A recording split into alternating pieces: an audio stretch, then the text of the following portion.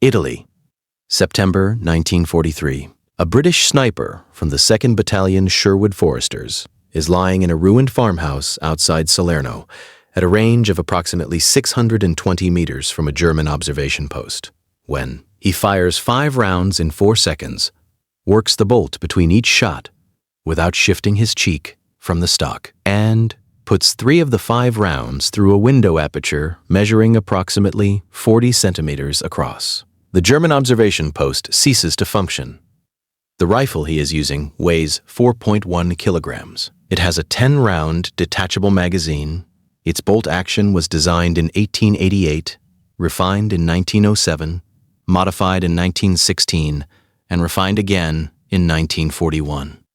In 1943, it was, by any objective measure of sustained, accurate fire, delivered by a single soldier with a manually operated rifle, the fastest and most reliable bolt-action infantry weapon in any army in the world. It is not a modern weapon. It is a perfected one. The distinction matters. The problem the British Army faced in the late 1930s was not primarily one of firepower. The short magazine Lee-Enfield Mark III, which had entered service in 1907 and had armed British infantry throughout the First World War and the interwar campaigns, was by 1938 an aging yet capable weapon in the hands of trained soldiers. The problem was manufacturing. The Mark III was a machinist's weapon. Its receiver required extensive hand-fitting. Its magazine was expensive to produce. Its volley sights, long-range sighting bar, and cut-off device, a lever allowing the magazine to be held in reserve while the rifle was loaded singly, were features inherited from an earlier tactical doctrine that assumed volley fire at massed formations at ranges exceeding 1,000 yards. By the mid-1930s, no British infantry unit was training to fire volleys at massed formations. The components that enabled this were adding cost, manufacturing time, and mechanical complexity to a weapon that a modernized army required in numbers that the existing production specification could not deliver at an acceptable cost. The War Office needed a rifle that could be manufactured faster, in greater quantity, to sufficient accuracy, by workers of a lower skill level than the armorers who had produced the Mark III. What it received, after a design process that spanned a decade of trials, modifications, and compromises, was a weapon that was not merely easier to make than its predecessor. It was, in the primary measurement that mattered in combat, better. The Lee-Enfield No. 4 Mark was approved for service in 1941, following a development process that had originated with experimental work at the Royal Small Arms Factory at Enfield in the early 1930s.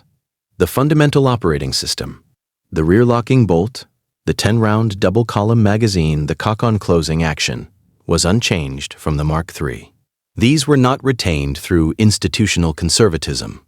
They were retained because they were measurably superior to the alternatives. The rear-locking bolt, which the Lee system had used since its inception, and which every German rifle designer had rejected in favor of front-locking designs, produced a bolt throw of approximately 60 degrees, compared to the 90 degrees required by the Mauser pattern front-locking action used in the Carabiner 98K.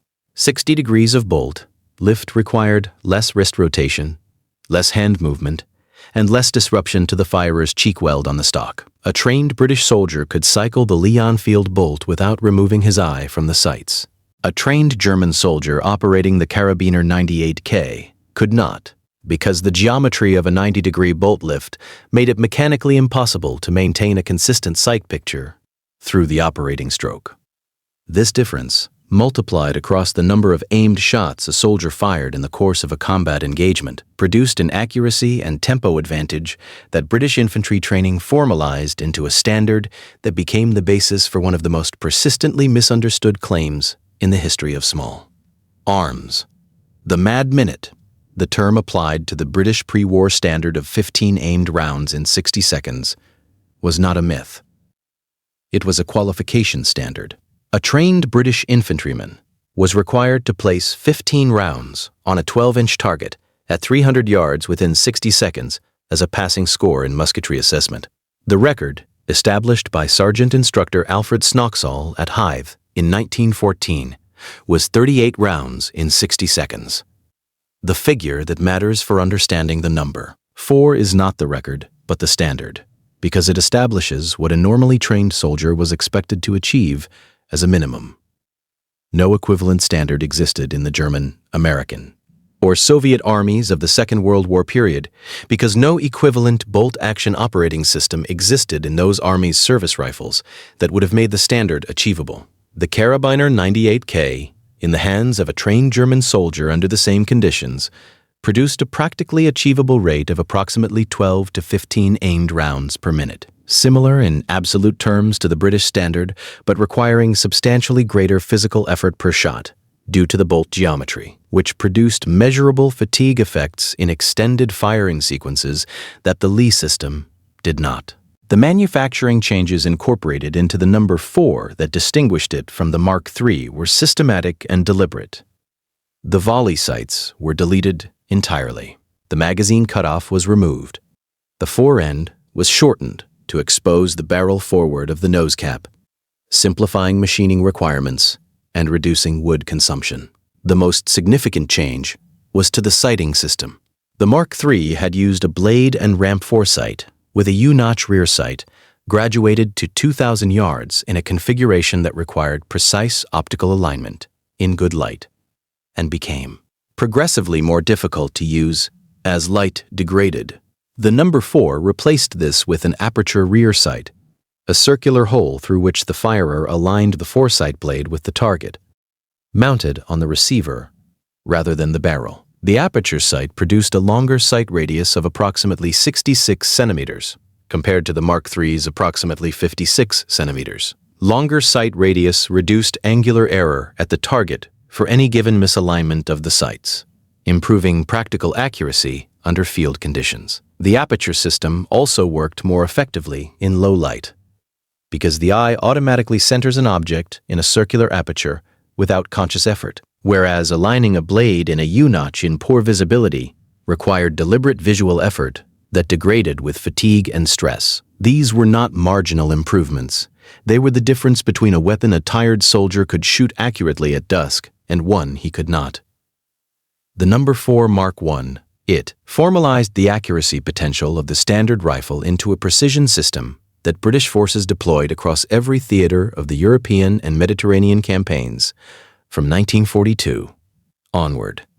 Selected number 4 rifles that passed an additional accuracy test, demonstrating the ability to group 5 rounds within 3 inches at 100 yards from a machine rest, were fitted with a wooden cheekpiece screwed to the left side of the butt and a number 32 telescopic sight mounted in a bracket that offset the scope to the left of the receiver center line, allowing the standard 10-round magazine to be loaded normally without interference from the scope body. The NUM 32 sight provided 3-power magnification, with an optical clarity and mechanical zero retention that British sniper units assessed as superior to the German Zeiss and Hensoldt optics fitted. To the Karabiner 98K sniper variants in comparative field trials conducted in North Africa in 1942. The German ZF-41 sight, which was the most widely issued German sniper optic, provided only 1.5-power magnification, insufficient for precise target identification at ranges beyond 400 meters in the heat shimmer conditions characteristic of North African and Italian operations. The operational record of the Lee-Enfield No. 4 in sniper use across the Italian campaign from 1943 to 1945 is documented in unit war diaries, sniper platoon operational logs, and the personal accounts of instructors at the British Army Sniper School at Lovat Scout Training Centres in Scotland. In the Monte Cassino operations of early 1944, British and New Zealand snipers, using the NUM 4 Mark I-T, engaged German positions across the Rapido River Valley at ranges between 400 and 800 meters. With documented engagement records from the 2nd New Zealand Division's sniper sections showing sustained accuracy, the German divisional reports noted was degrading the ability of forward observation personnel to operate in exposed positions.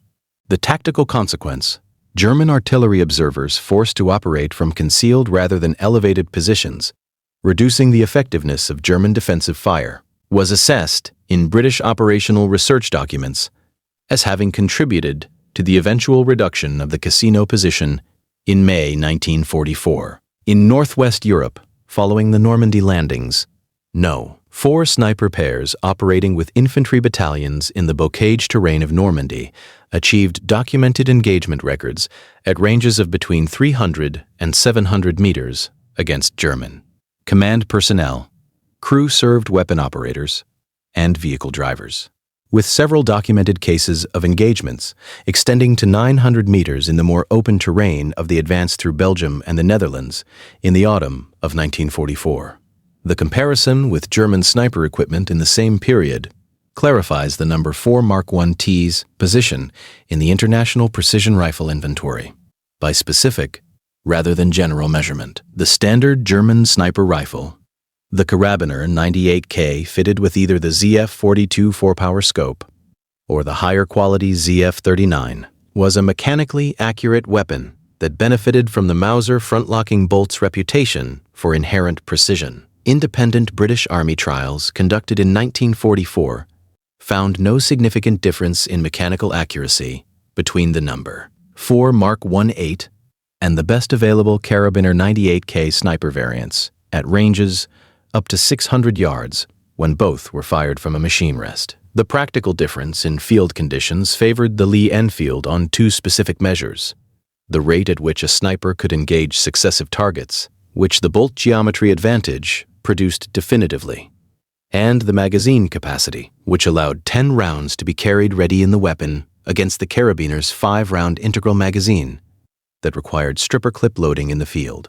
The Soviet SVT-40 semi-automatic rifle, which the Red Army deployed in a sniper variant from 1940, offered a faster follow-up shot through its gas-operated action, but proved mechanically unreliable under the extreme cold of Eastern Front winters and was progressively withdrawn from sniper use. In favor of the bolt-action Mosin-Nagant 91/30, which was accurate, but offered a rate of fire inferior to the number 4 due to its longer, stiffer bolt throw. The limitations of the number 4 were present and consistent across its service life. The offset number 32 scope mount, which placed the sight to the left of the receiver's center line to clear the magazine, introduced a parallax error at ranges below 150 meters that required trained compensation and made the weapon less effective in the close-range sniper engagements that urban and jungle terrain produced with some frequency.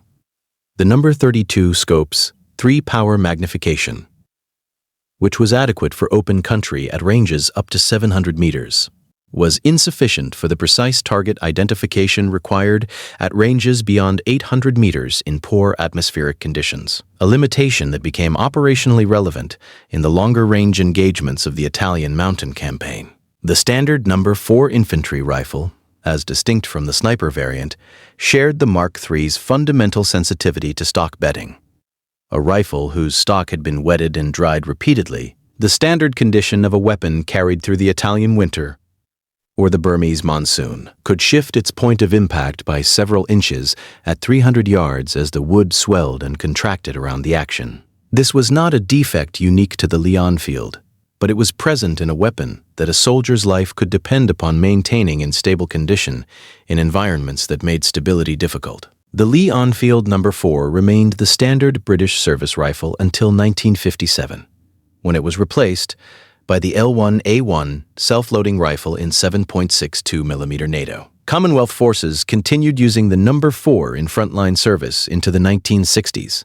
The Canadian Rangers, a reserve force responsible for Arctic sovereignty patrol, carried the No. 4 until 2015, when the weapon was finally withdrawn after 74 years of service and replaced. The final operational assessment, conducted by the Canadian Army before withdrawal, rated the No. 4's mechanical reliability in Arctic temperatures of -40 degrees Celsius as superior to the replacement rifle under the same conditions.